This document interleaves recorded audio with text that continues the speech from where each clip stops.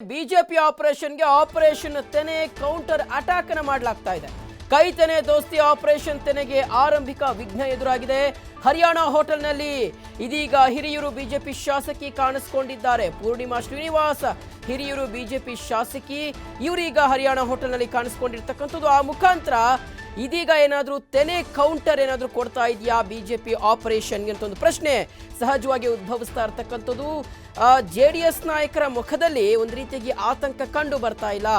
ಒಂದು ಕಡೆ ಆಪರೇಷನ್ ಕಮಲವನ್ನ ಮಾಡಲಾಗ್ತಾ ಇದೆ. ಬಿಜೆಪಿಗರು ಕಾಂಗ್ರೆಸ್ ಜೊತೆಗೆ ಜೆಡಿಎಸ್ನ ಶಾಸಕರನ್ನ ಸೆಳೆಯುವಂತ ಪ್ರಯತ್ನವನ್ನ ಮಾಡ್ತಾ ಇದ್ದರಂತೆ. ಬೆಳಗ್ಗೆಯಿಂದ ಮಾಧ್ಯಮಗಳು ಸುದ್ದಿಯನ್ನ ಪ್ರಸಾರ ಮಾಡ್ತಾ ಇವೆ. ಆದ್ರೆ ಜೆಡಿಎಸ್ ಹಾಗೆ ಕಾಂಗ್ರೆಸ್ ನಾಯಕರ ಮುಖದಲ್ಲಿ ಮಾತ್ರ ಆ ರೀತಿಯಾದಂತಹ ಗೊಂದಲ, ಆತಂಕ ಕಂಡು ಬರ್ತಾ ಇಲ್ಲ. ಅದಕ್ಕೆ ಕಾರಣ ಏನು ಅಂತ ಒಂದು ಪ್ರಶ್ನೆ ಉದ್ಭವಿಸ್ತಾ ಇದ್ರೆ, ಸದ್ಯ ಸಿಗ್ತಾ ಇರುವಂತ ಇನ್ಫಾರ್ಮೇಶನ್ ಪ್ರಕಾರ ದಾಳಕ್ಕೆ ಪ್ರತಿದಾಳವನ್ನ ಇದೀಗ ಜೆಡಿಎಸ್ ಹಾಗೆ ಕಾಂಗ್ರೆಸ್ ಉರುಳಿಸ್ತಾ ಇದೆ. ಒಂದ್ ಕಡೆ ಕಾಂಗ್ರೆಸ್ ಶಾಸಕರನ್ನ ಭದ್ರ ಮಾಡಿಕೊಳ್ಳುವಂತ ಕೆಲಸವನ್ನ ಡಿ.ಕೆ. ಶಿವಕುಮಾರ್ ಮಾಡ್ತಾ ಇದ್ರೆ, ಮತ್ತೊಂದ್ ಕಡೆ ಜೆಡಿಎಸ್ ಶಾಸಕರನ್ನ ಭದ್ರ ಮಾಡಿಕೊಳ್ಳುವಂತ ಕೆಲಸವನ್ನ ಕುಮಾರಸ್ವಾಮಿ ಅವರೇ ಮಾಡ್ತಾ ಇದ್ರು. ಜೊತೆಗೆ ಬಿಜೆಪಿ ಶಾಸಕರನ್ನೇ ಸೆಳೆಯುವಂತ ಕೆಲಸವನ್ನ ಕುಮಾರಸ್ವಾಮಿ ಅವರು ಮಾಡ್ತಾ ಇರ್ತಕ್ಕಂಥದ್ದು.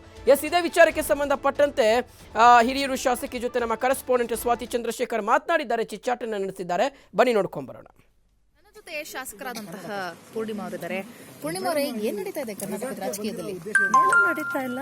ಮತ್ತೆ ಯಾಕಷ್ಟು ಗೊಂದಲಗಳು? ಗೊಂದಲ ಏನಿಲ್ಲ. ಏನ್ ಗೊಂದಲ ಇದೆ? ಹರಿಯಾಣದ ಕೂತು ಮೀಟಿಂಗ್ ಮಾಡುವಂತದ್ದು ಏನಿದೆ ಅಂತ?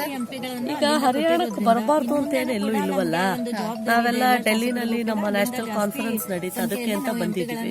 ಒಟ್ಟಾಗಿ 104 ಜನ ಶಾಸಕರು ಸಹಿತ ಬಂದಿದ್ದರಿಂದ ಒಂದು ಸಭೆ ಒಂದು ಕಡೆ ಸೇರ್ತಾ ಇದೀವಿ ಅಷ್ಟೇ.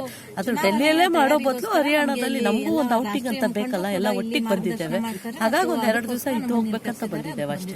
ಅದಕ್ಕೆ 47,000 ರೂಪಾಯಿ ರೂಮ್ ಖರ್ಚು ಮಾಡಿ ಇದ್ದು ರಾಜ್ಯದಲ್ಲಿ ಇರುವಂತಹ ಬರ ಪರಿಸ್ಥಿತಿಯನ್ನ, ಲೋಕಸಭೆ ಚುನಾವಣೆ ಬಗ್ಗೆ ಚರ್ಚೆ ಬರ ಪರಿಸ್ಥಿತಿಯನ್ನ ಆಡಳಿತ ಪಕ್ಷವಾದಂತ ಕಾಂಗ್ರೆಸ್ ಜನತಾದಳದಕ್ಕಿಂತ ಮುಂಚೆ ನಮ್ಮ ಪಕ್ಷ ಜವಾಬ್ದಾರಿಯನ್ನ ತಗೊಂಡು ಇಡೀ ರಾಜ್ಯದಲ್ಲಿ ತಂಡಗಳನ್ನಾಗಿ ವಿಂಗಡಿಸಿ ನಾವೆಲ್ಲರೂ ಸಹಿತ ಆ ತಂಡಗಳಲ್ಲಿದ್ವಿ. ಹೋಗಿ ಬರ ವೀಕ್ಷಣೆಯನ್ನ ಮಾಡಿ ಸರ್ಕಾರಕ್ಕೆ ವರದಿಯನ್ನ ಕೊಟ್ಟು ಮೊನ್ನೆ ನಡೆದಂತ ವಿಧಾನಸಭೆಯಲ್ಲಿ ಅದರ ಬಗ್ಗೆ ಚರ್ಚೆಯನ್ನು ಮಾಡಿ ಯಾವ ರೀತಿಯಾದಂಥ ಸೊಲ್ಯೂಷನ್ಸ್ ನ ಕೊಡಬೇಕು ಅನ್ನೋದನ್ನ ಸರ್ಕಾರದ ಗಮನಕ್ಕೆ ಸೆಳೆದಿದ್ದೇವೆ ನಾವು. ಹಾಗಾಗಿ ಕರ್ನಾಟಕದ ರೈತರ ಬಗ್ಗೆ, ಕರ್ನಾಟಕದ ಜನತೆ ಬಗ್ಗೆ ಭಾರತೀಯ ಜನತಾ ಪಾರ್ಟಿ, ಅದರಲ್ಲೂ ನಮ್ಮ ಯಡಿಯೂರಪ್ಪನವರು ಮತ್ತೆ ನಮ್ಮೆಲ್ಲ ಶಾಸಕರಿಗೆ ನಮಗೆ ಕಾಳಜಿ ಇದೆ. ನಾವು ಆ ಕೆಲಸವನ್ನ ಮಾಡಿದ್ದೇವೆ. ಸೊ ಈಗ ಏನು ಆದ್ರೆ ಸರ್ಕಾರ ಇನ್ನು ಹಣವನ್ನ ಸರಿಯಾಗಿ ಬಿಡುಗಡೆ ಮಾಡದೆ ಬರದ ಪರಿಸ್ಥಿತಿ ತೀವ್ರತೆ ಆಗ್ತಾ ಇದೆ ಹೊರತು ಅದು ಭಾರತೀಯ ಜನತಾ ಪಾರ್ಟಿ ವತಿಯಿಂದ ಅಲ್ಲ. ಈಗ ಹಾಗಿದ್ರೆ ಸರ್ಕಾರ ಏನೇನು ರಚನೆ ಆಗ್ಬಿಡುತ್ತೆ ಅನ್ನುವಂತ ಒಂದಿಷ್ಟು ಊಹಾಪೋಹಗಳು ಕೇಳಿ ಬರ್ತಾ ಇದೆ. ಹೌದಾ ಆಪರೇಷನ್ ಕಮಲ ನಡೀತಾ ಇದೆಯಾ? ಇಲ್ಲ, ಖಂಡಿತ ಆ ಥರದ್ದೆಲ್ಲ ಏನೂ ಇಲ್ಲ. ನಾವು ಒಂದು ಸಭೆ ಇದೆ ಅಂತ ಹೇಳಿ ಲೋಕಸಭಾ ಚುನಾವಣೆ ಬರ್ತಾ ಇರೋದ್ರಿಂದ ಮೊನ್ನೆ ನಡೆದಂಥ ನಮ್ಮ ನ್ಯಾಷನಲ್ ಕಾನ್ಫರೆನ್ಸ್ ಅಲ್ಲಿ ಪ್ರಧಾನಿ ಮೋದಿಯವರು ಸಹಿತ ನಮ್ಗೆಲ್ಲರಿಗೂ ಒಂದು ಇನ್ಸ್ಟ್ರಕ್ಷನ್ಸ್ ಕೊಟ್ಟಿದ್ದಾರೆ. ಒಂದು ಲೋಕಸಭೆಯಲ್ಲಿ ಕಳೆದ ಬಾರಿ ನಾವು ಗೆದ್ದಿರೋಂಥಕ್ಕಿಂತ ಹೆಚ್ಚು ಸೀಟುಗಳನ್ನು ಕರ್ನಾಟಕದಲ್ಲಿ ಗೆಲ್ಲಬೇಕು ಅಂತ ಹೇಳಿ ಹೇಗೂ ಇಲ್ಲಿವರೆಗೂ ಬಂದಿದ್ದೇವೆ. ಇಲ್ಲಿ ಒಂದು ಸ್ವಲ್ಪ ಇದ್ದು ನಮ್ಮ ಎಲ್ಲ ಶಾಸಕರು ಮಾತಾಡಿ ಒಂದು ಚರ್ಚೆಯನ್ನು ಮಾಡಬೇಕು, ಜವಾಬ್ದಾರಿಗಳನ್ನ ಕೊಡ್ತಾರೆ. ಆ ನಿಮಿತ್ತ ನಾವಿಲ್ಲಿ ಬಂದಿದ್ದೇವೆ ಅಷ್ಟೇ. Okay, thank you so much ಟಿ5 ಜೊತೆ ಮಾತಾಡೋದಕ್ಕೆ.